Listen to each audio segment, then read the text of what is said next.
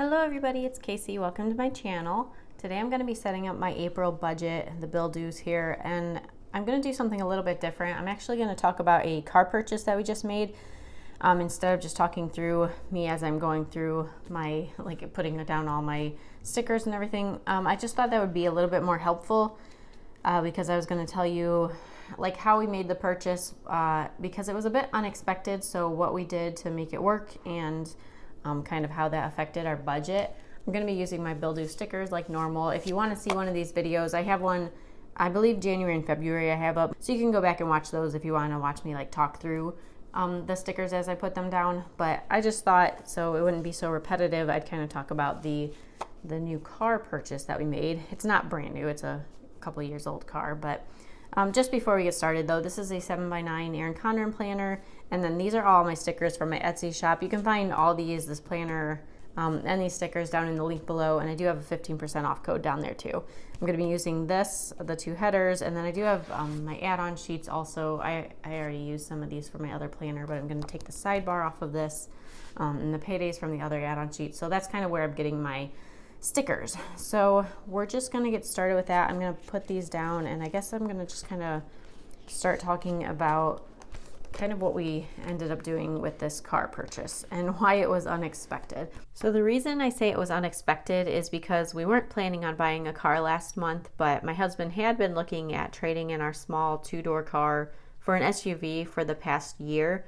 We test drove some cars last year, and after getting some quotes on how much it would cost after the trade-in, we knew we would either have to take money from our emergency fund or get a loan, neither of which I wanted to do, and my husband agreed it wasn't ideal. We already had both of our cars paid off in full, so we didn't want to add a loan or take money just out of our emergency fund just to fund a new car. And the reason my husband wanted a car the SUV was because he carpools a lot. It's very inconvenient to have a two-door car when you're carpooling, and he goes and plays cricket pretty far away, and it was just, he takes a lot of stuff with him, and it was just hard for him to fit all his stuff into our little tiny car. So that's why he wanted to upgrade. Luckily it wasn't a necessity, so we were able to take a little bit of time. So he started setting aside his personal money each month to save up for a car, and he found an SUV he really liked in February. It was a couple of years old, and it checked all the boxes on his wish list for a car. It's a small SUV. It was a hybrid, which he wanted. And also in February, he got a bonus at work, which was a little more than he expected. And between that and the money he had been setting aside each month, and also our tax refund, we had enough money to trade in our little car and pay off the new car, the new SUV, in full. So that's how we managed to not take out another loan. It was an inconvenience for a little while for my husband because he really wanted a bigger car. But we were patient and waited until we could actually afford the car before we bought one. I feel like that's what you have to do to stay out of debt. I know it's a bit of an inconvenience at times and it may be uncomfortable, but in the long run, it's much better emotionally and financially if you can stay out of debt. The money he set aside each month got put into a high yield savings account. We actually have two of them. We have one through Discover Bank online, and then one through American Express. That's also online, and we love them. They're just convenient, and they give you a higher rate than most banks for savings accounts. And this video isn't sponsored or anything, but if you want to check out the current rates on any of the accounts, I'll put the links to them below. And they're really easy to use. It's just like an online login. We've never had a problem. We've had the American Express one for years, and then he just opened the Discover Bank one also, and we haven't had a problem with that. Sometimes they'll even give you a little bit for opening an account. I'll put the links to that below, and then that way when you're putting money into the account like he was every month, he was making interest on the money that was going to be used for the car to pay for the SUV eventually, instead of us taking out a loan and paying interest on the money that we would owe for the car.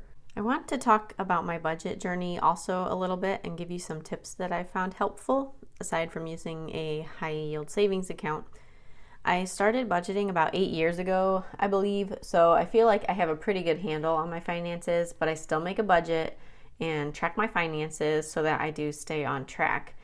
I personally have never been a spender. Thankfully, my husband isn't too much either. He's a little more than me, but I'm more of a saver. But if you are a spender, there's still hope. You just need to find a reason that you want to get out of debt. And watching YouTube videos of people on their debt journey really helped me. I also started watching some Dave Ramsey videos and some other like financial gurus for encouragement. It's just some of the people, they usually do like real life budgets and things like that, and just seeing other people like trying to get out of debt and just what their ideas on how you can do it. It's just very encouraging. So I really like seeing people's journey and digging their way out of debt. And there are so many videos like that on YouTube now. So I see a lot of people in credit card debt and consumer debt, and that's like the worst debt, but they still do it. They still get out of it. And I think if you're someone who spends impulsively, you shouldn't use credit cards. But if you have your spending under control, you can use credit cards to your advantage, which is what we do. We use credit cards but pay them off each month, so we're never charged interest. And our credit cards are cash back cards. That's what we use mostly. So we get money back on the card just from using them to pay for our groceries or other purchases that we make. And I also make sure like we don't have any like monthly fees, or not monthly fees, but usually an annual fee. Some credit cards have. I don't recommend that. Like it's just like a free thing to have a credit card. And then as long as you pay off your balance every month, you get money back. You don't usually get a lot back. It's like between 1% and 3% cash back for most credit cards. It just depends on the credit card and what you purchase, but that's still a little bit of money you get back each month. And I like saving my one for American Express. It kind of just builds up each month, and usually once it hits $50, I just cash it out for a cash back statement. It's just like a credit on my statement, so it just takes $50 off what we actually have to owe for the credit card. So that's really nice. I found out credit cards also have some other benefits. Like at the end of last year, I was looking at my American Express card. I was like in my profile, and they have like a rewards and benefits page where you can like click, just like I don't know if it's like enroll or something. You just click a button and it's automatically added to your credit card. And I don't use it very much. It's just like the stuff that they have on there isn't very helpful for me, but I just saw, I was looking at it, and we were able to get $10 back for our internet bill for 2 months just for paying it on the credit card, which we already did. So I just like clicked the button that, yes, I want like to enroll in this one, or I want this benefit, and it gave me $10 back. I believe it was $10. It was 10 or 15. I think it was 10. Just $10 back just for paying our bill for 2 months, so 2 times. So that's really nice. But like I said, if you can't control your spending, then you're just wasting money using credit cards. So I don't recommend that at all. But if you can control your spending and know you're going to be able to like pay off your credit card every month, and it's not going to make you spend more than what you normally spend, you can really make them like work for you. If you are in debt, I'd recommend listing out all your debt and decide on a plan to pay it off. I was able to pay off my student loans and my car payment early. And once everything was paid off, I made the decision to do whatever I can not to go into debt again, aside from our mortgage, because that is really hard to do. We are trying to throw extra payments towards it, and we are planning on paying it off early, but it is a 30-year loan, and that's big payments to make. So, but we are doing whatever we can to try to pay that off early also. I have a debt tracker and a debt snowball tracker on my Etsy shop that are helpful for tracking debt, and just totaling how much you are paying in interest, or the payments, how much you are paying total in debt. It may be very eye-opening and could be the motivation you need to start your journey to being debt-free. I personally like the debt snowball method, where you pay off your smallest debt first, and then the next smallest, like the amount that you owe, and like until you finish paying off your debt, because it's so satisfying to make the final payment on a loan, and you don't ever have to pay that loan again. But also the debt avalanche method is where you look at your interest rates and the amount for that, and you pay off the highest interest rate first. And this method is actually more financially efficient, but the debt snowball method can be more encouraging because you can see progress faster. So both ways are good. I thought about doing a video on the differences between those two, and kind of doing sample like budgets setups for each of those. So I may end up doing that sometime.